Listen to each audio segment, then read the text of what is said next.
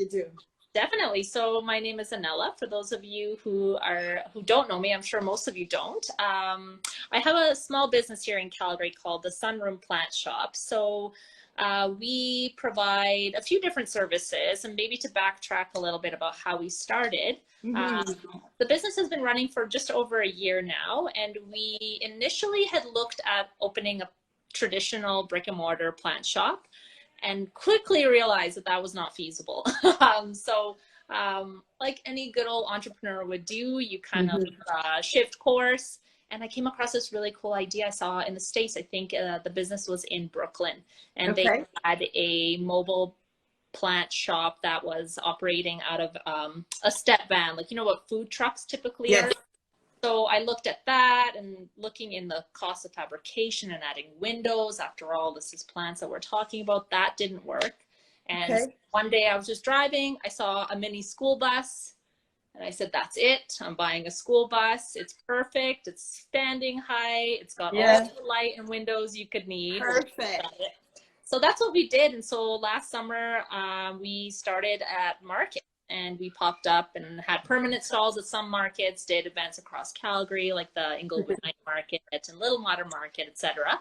And then as winter came, or fall was approaching, I thought, why don't we shift again? And at that point, we started our online plant shop. So something a little bit different for Calgary. You could always order plants, you know, across the world online, but this was something that was very focused on Calgary.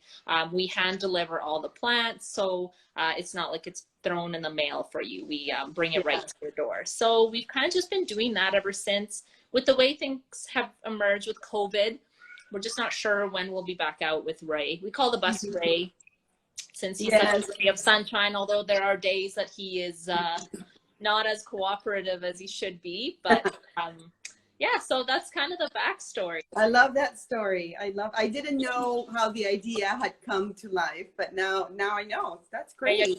Yeah. And good timing, because now everything is online nowadays. Yeah. So for you to start that in October, that was great vision. Congratulations. Yeah. And at first, I think I was concerned, are people going to be willing to buy plants without seeing them at first? So it was a slow start. And I think just growing a small business, it's been all organic growth. I never hired a big marketing company to, you know, get funded and get my name out. So, but the surge in houseplants and people's interest in houseplants, I say, kind of exploded around when we started our business. So the timing is kind of perfect. Good timing. Yeah. I remember having a conversation, because I do a weekly, aside from this series called My Very First Home, I do another one on Mondays called Rent Like a Designer. And it's specifically for tenants who want to design their home, but, you know, they're renting. So it's different. So I remember having a conversation with one of the designers that I brought in as a guest, and she was sharing her top 3 tips to rent like a designer. And her top tip was use plants and bring them in, because, you know, it doesn't cost, you're not investing money in the property itself. You can just, your lease is over, just take them with you. It brings so much life to the room, color, texture, you know, it can go so many different ways. So that's when I started looking for a company like yours to come in and talk to us about plants. Not everyone has a green thumb. Not everyone knows. So I love the concept of plant pairing. So why don't we start there? What is plant pairing? So for me, what I loved so much about the bus was that we could come to people. We could go to places and set up shop and really talk to customers one-on-one about what would work for them. Because I think that there's a misconception, and I think a lot of people get discouraged when they have a bad experience with the plant because they saw something they really liked, brought it home, put it in the wrong spot, didn't really know how to take care of it, underwatered it, overwatered it. It was too big, it was too small. So just having that understanding that there is a plant for everyone, for every lifestyle, for every home, for every lighting environment. It's just finding what works for you. And so if you're someone who's traveling a lot, let's say, or works late hours, or just wants to have plants in your home because there are so many benefits, from, you know, mental health to like they're air purifying, they reduce stress, they can actually lower blood pressure, which is really incredible. Just being around plants can do that. They can help you sleep better by the things that the plants do in the air. So there's a lot of benefits. There's plants for everyone. And I say that whole plant pairing thing starts with knowing the fundamentals of what you should put in different spaces. And I think the first thing you need to consider, especially as a new homeowner, let's say, or someone who's looking at a home, is going to be your home's exposure. And that sort of lighting scenario, because that's not something you can control. Correct. It's what it is in your house. Exactly. So as any good realtor will tell you, you know, you want that south, you want that west exposure because you're going to get some sun. And that's not to say you can't have plants in a north facing home, but you have to consider the plants that will do well there. So I loved having that experience with people where they would come in, or they say, I don't know anything about plants, but I really want, you know, to bring some plants in my home. Just going over those, you know, main items with them and finding something that they can manage was really nice.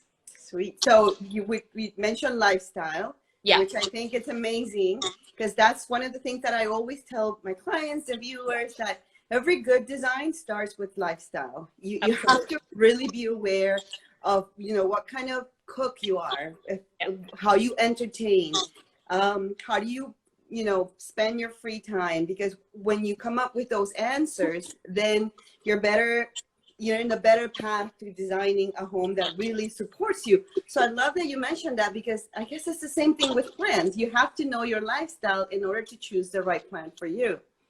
Yeah, and like you said, the way that your home works, if you have a small space and you pick a plant that quickly overwhelms your home, you lose that functionality. You lose that extra, you know, square footage that you might need in a condo. Totally. So that's important. The other thing is kids and pets. There's a lot of people who have a lot of concerns about the toxicity of plants. And there are some plants that are quite toxic and some that are not toxic at all. And then pets that are very curious, and others that could care less. I have a dog. I have usually over a few hundred plants in our shop. Oh my God. I've never cared about my plants. My kids, maybe when they were just learning to crawl, would dig in the soil a little bit. But for some people who have cats in particular that just like to munch on everything, careful about that kind of stuff. So seeing something in a store, just the quick and dirty of it is just Google that plant quickly, put it in.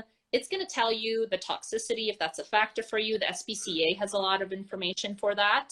It's going to tell you what kind of light it needs, which you're going to be able to know from the exposure of your home. And then the other thing is going to tell you is how big that plant is going to get. If you just look at it for, let's say, if you Googled, you know, ficus lyrata or a fiddly fig bush in a living room, you're going to see those things can get really big. So something to consider when you're buying a 2 or 4 or 6 inch plant, that thing's going to grow. It's like buying a cute lab. It looks so cute and beautiful, small, and then, you know, they grow and they take over your home. So let's talk about that then. What are some of the specific things that you take into consideration before saying this is the right plant for you and your house and your family? Yeah. What are some of those elements? The primary thing for me is going to be how much light do you have? Because like I said, unless you're going to go down the path of bringing in grow lights, which you have to be really into plants to know how much is enough, how much is too much. And it's just a lot of stress for someone who's adding plants for aesthetic. This isn't really for people who are collectors. They're going to know their way around plants. So your exposure, the amount of light that you have in that particular room, even, let's say you have all types of exposure. So where you want that plant to go is going to dictate. So if, let's say, if it's a north facing home, you have lots of great options. You can use snake plants, the mother-in-law's tongue, as they call them, sansevieria. So you can shove those in a closet. I tell people they could care less where you put them. Okay. Honestly, they love bright light and they will grow very quickly if they're in a bright space. But if you have like a basement suite or a north facing exposure where you don't get, you know, any real bright light, those guys will be quite content in there. So will plants like ZZ plants. I hope people are taking notes. I should be taking notes. I'm gonna have to rewatch this. Yeah, ZZ plants are similar in that they can handle really low light and be quite happy. A whole family of Dracaenas. So actually, Sansevieria snake plants have been reclassified into that category. This is a Dracaena right here, and this is a snake plant. I have them in my sunroom, but they could very well go on the north side of my house and be quite happy. Really good to know. Yeah. That's really good to know. Absolutely. So I would say as far as the lighting goes, you know, you're gonna want to make sure that that's something you can't control. So the plants you're going to bring in are going to be happy there. Because like I said, that whole disappointment and being like, see, I told you I can't take care of plants is very discouraging. So there's all types of plants for all type of lighting. The biggest scenario I find is people always start with succulents. Yes. It's so wrong because succulents are why is so wrong? Tell me, because I think the only plants that love me are succulents. So tell me. They're very hard to take care of because the vast majority of people kill their plants by overwatering and not enough light. Succulents want all the light you can give them. That's how they stay cute and stubby and short. Otherwise, they get long and they stretch for the sun and then they don't look so cute anymore. And they store a lot of water in their leaves. If you've seen any succulents, they're plump. They have really thick leaves. So they store that water. So if you're constantly feeding it, the roots are going to try to pull that water up. Okay. But then they're going to hit that barrier of water fully saturated in those leaves, and then it's basically just going to sit in the soil, and then you're going to rot your plant. And the thing is, underwatering is not as going to kill your plants as quickly as overwatering, because with overwatering, the damage is done before you noticed, and then it's too late. Because the damage happens in the soil, whereas with underwatering, you'll start seeing signs of it. You'll start seeing, you know, little crispy or dried out bits, or your plant gets really droopy, like asking for water. So it's easier to detect. More likely to correct that. Yeah. Very good. Wow. So better to underwater than overwater. Always. Always. And then, go ahead.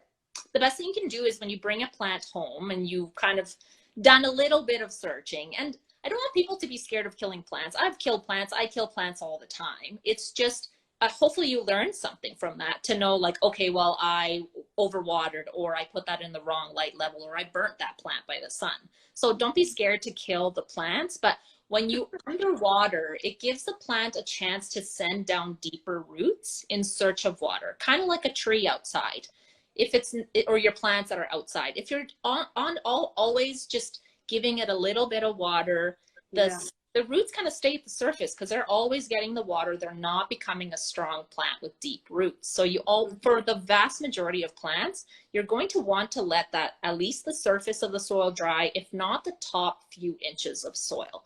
And you literally use your knuckles as your guide to check, okay, if it's dry to my first knuckle or my second knuckle, I can give it a drink. If it's wet in there, if any soil sticks to my finger when I pull it out, you don't need to water your plant. Leave it alone. Leave it alone. Yeah, exactly. You know, there's a few questions here, but they're coming so fast. I've had plants that you see the branches stretching on one side looking for the light. Yeah. Another one says plant killer. Would you say rotating your plants? A lot of big leafed plants in particular are going to open to the sun. So you want to give them a rotation every couple of months for most plants, just to make sure that it's not all sort of facing one day. This is more important, I say, for bigger plants than small plants, because there's nothing stopping one side of your plant from getting that sun if there's giant leaves in the way. So rotating your plant to make sure you have sun accessing the front of all of those leaves and wiping down the leaves. Misting is the only useful purpose for misting plants in Calgary, because by the time that water hits that leaf, it's evaporated. Yeah. But it's good for making sure that you're cleaning the surface of those leaves, because you want that sun to be able to actually hit the leaf surface and not be covered by dust. So it's not able to photosynthesize as well. Very good. So you just answered, without knowing somebody else's question about rotation. So this is great. There was another one. I don't know if I missed. Let me go back. It's wishing that they stay the same and always with flowers full in bloom. Yeah, don't we all, right? We all wish that. Yes. So most plants as far as blooming, most plants have like a 6-month period where they're blooming, and then they have a dormancy period. And you just want to give your plant a rest during that time. When we start going into spring, that's when you want to maybe give your plant a bit of extra soil or some kind of amendment, a fertilizer, to get some more nutrients. Flowering plants need a bit of fertilizer just to make sure that they can produce those blooms, but you need to give them a break so that they have a chance to sort of I did not know I needed a break. Yeah. So talk to me about the size of the containers then, because you buy the plants in a shop and they come in, small containers, but how does that affect the growth? Do I want the small container and keep them small, or do I want to add a big one so they grow and bloom? Tell me about that. Your plant will be the best indicator to tell you when you need to replant it. So there's certain plants that want to be very tight in their pots, like sansevierias. They don't want excess room around their roots. That's a quick way to kill a sansevieria, is to give it too much soil. When you have too much soil compared to the root system, the water stays wet, or the soil stays too wet for too long, because there's not enough roots to be able to pull that water up. It's not as well established. So that's a quick way to root rot. And then the other thing is, if there's too much soil, the plant spends a ton of time building out roots below the surface that it's not going to spend a ton of time producing leaves for you. So it's better anytime you're buying a plant, let's say you buy a 4-inch plant, leave it for a few weeks, if not months, in that pot. Especially if you're shifting from like a growing season into fall and winter, when a lot of plants slow their growth and slightly go dormant. They'll push out a leaf or two here or there, but they're not going to be growing at the pace that they would during the growing season through spring and summer. So leave them in their pot for a little while, just to at least adjust to your home environment. And then you can repot if it's for a bigger plant in the following spring. And you never want to go up more than 2 inches at a time. So if you've got a 4-inch pot plant, you don't want to plant it in a pot that's any bigger than 6 inches. And that kind of stays true to any sort of size pot that you're buying. Once you get into 10, 12, 14-inch pots, there's really not, you reach a kind of a max. And you want to leave that plant. I mean, you don't need to be going up for a 22-inch pot eventually. Most houses can't handle a plant that size.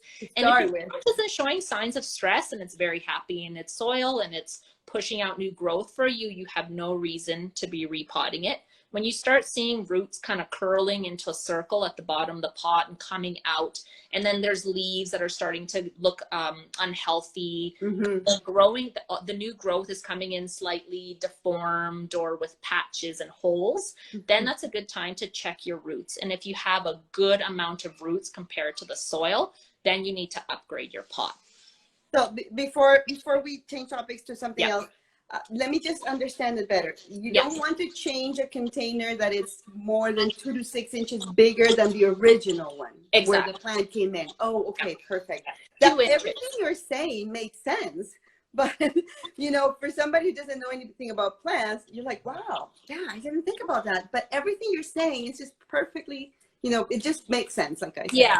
Yeah, and I'm not trained in horticulture at all. I came from a university degree in economics to working in oil and gas and investor relations for 10, 12 years, and then deciding I need to enjoy what I do for my career. Oh, good for you. Plants have always been a hobby for me. Plants have, I always say I just had a natural green thumb. I didn't do anything special. It just kind of, it is what it is. I think it's generational. My grandmothers were both really into plants. My mom loves flowers. Our house is always full of plants. So I think that's just part of who I was. And I just did my research. I just spent a lot of time learning about plants, and I'm still learning about new plants that, some people have known about for 10, 15 years, and I just don't know about them. But that's kind of the fun of getting to know plants. And this is why I say, don't be scared to kill plants, because you're learning about plants, and you're learning about soil and roots and nodes and all these different things, which if you're interested in it is it's endless. Nice. I love that, because I find that I'm that kind of person. I don't buy them because I'm afraid I'm going to kill them, but you've given me some courage to just go out there and buy some plants and just try it out, which is great. So what are some of your favorite house plants? Is it the snake is one of them? I love snake plants. I love the look of them, for one. I think they're very modern. They can kind of add a little bit of a modern twist to any space, especially if you put them in sort of more of a modern planter with a stand. They just look incredible. They're air purifiers, so they're double duty. They pull toxins out of the air like xylene and benzene and CO2, which are just not great to have in our homes. And at night in the dark, they push out oxygen. So they are really good about adding, for your sleep. They're good to have in your bedrooms. I have snake plants in our room, in both of my children's rooms, just to add that extra oxygen. And the Laurenti, which is this one with the yellow tips. Can you show it a little bit in the camera so people Yes, see? absolutely. Oh, okay, very good. Perfect. So these ones are actually shown to be the best at removing toxins out of the air. This is according to NASA, so I didn't do the research, but we'll believe NASA. yeah. So snake plants are kind of my fan favorite. And then Dracaenas, because of their care, they are a very, very low maintenance plant. Like I said, they can go in most light levels very happily. And they're good about telling you when they're thirsty, because they get a little bit sag, like droopy. Yeah. And then philodendrons. This is the heartleaf philodendron, as you can kind of see there. These are another really low maintenance, quick growing vine. So if you're looking for something to fill a hanging planter very quickly and trail really nicely, they're a great option. They actually prefer to be out of direct light or bright light. They kind of like a shadier spot, just because the leaves are a little bit more sensitive. Whereas pothos, like the devil's ivy, as they've been called, they come in a variety of colors. They're very hardy, and they can handle like a big stretch of light, from bright full sun, which I have hanging in my sunroom, to very low kind of part shade environments. That's probably my kind of plants then. Yeah. The ones are not too picky. And the pothos are an air purifier as well. So there's a lot of plants that do double duty. They're both aesthetically pleasing as well as, adding to the home environment. Yeah. And somebody's asking, what's the hottest plant trend these days? Woo. Oh God, there's so many. And the funny thing is that greenhouses, I don't know what it is, but it's like everyone wants these specific plants, and they're just spending all their time growing these things that were popular 10 or 15 years ago. So there's a bit of a lag in what's trending and what's available, which makes plants start to become quite expensive. Like the begonias are having a moment, in particular the maculata. It has like lots of like the white spots all over the leaves. Monsteras, so the Adansonii, which is a smaller version of the monstera leaf. I'm sure you've seen the big monstera leaf, split leaves. They're really popular right now. Hoyas, all varieties of Hoyas. And the nice thing about Hoyas is that they're a flowering plant and have a really pretty leaf and come in a variety of patterns and colors. So, and they're actually pet friendly. They're non-toxic. Oh, good. Yeah, so they're very trendy right now. Fiddly figs have been a mainstay. They never go out of style. They're always like very popular. And now cactuses, and in particular euphorbia.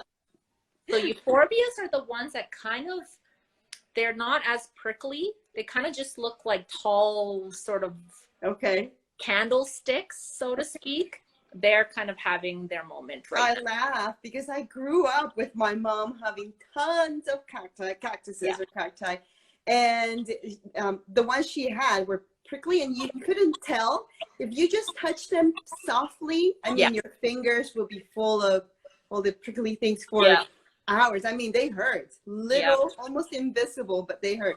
My siblings will remember that for sure. So while I can sense the passion that you have for plants, and I love that. So all that you mentioned, you have them in your shop as well, or are they? You have to be the ordered vast online? majority of those. So we have the Monstera adansoni right now. We have fiddly figs. We don't have any of the Begonia maculatas. We are getting some Hoyas in next week. Nice. So it's just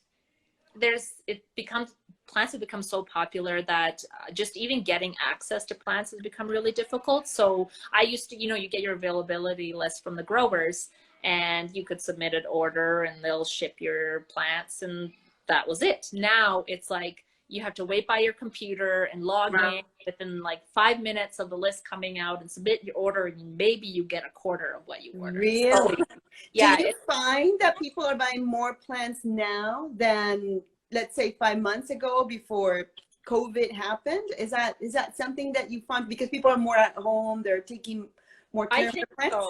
I think so. And I've spoken with other businesses in Calgary that sell plants, and I don't know if it's because the mail order has been so attractive that it's been busier, or if people, like you said, have been at home and now they're like, okay, well, now I want to enjoy my home space because I'm going to be spending time here and I have the time to dedicate to it.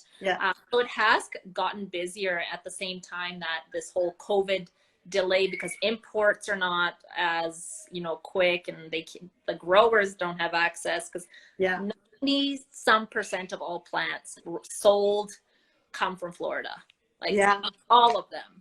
They're like a mass distributor of plants, from little plugs that go to the growers, that get to the wholesalers, that get to us, or them just directly shipping to the wholesalers. Not even California, you're talking the other coast.